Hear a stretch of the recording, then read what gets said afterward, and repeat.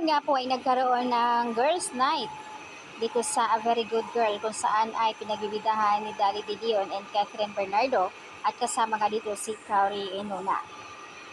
Dito po sa clip video na ito sobrang funny.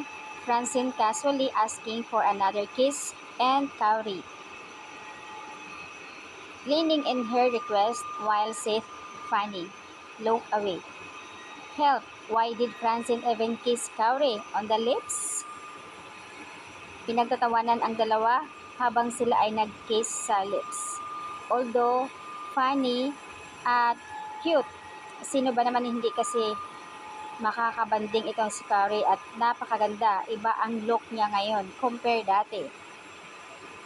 Marami ang nagtaka ngayon sa look ni Cory. Sobrang napakaganda niya ngayon.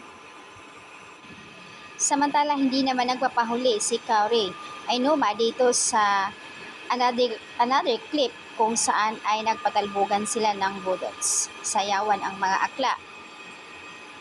Cory is a proof na it's not really about how long your exposure in a movie, drama.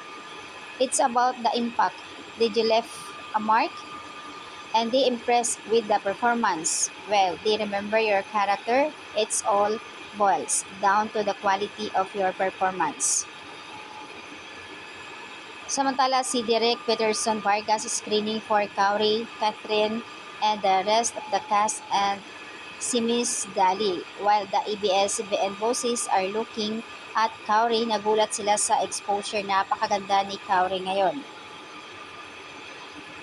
Samantala dito naman sa hashtag fractured kung saan ay Mari, ano kaya ang latest? Alamin yan sa ating chikahan with the fractured stars with the Cory Enoma and dito po makikita sila sa YouTube channel.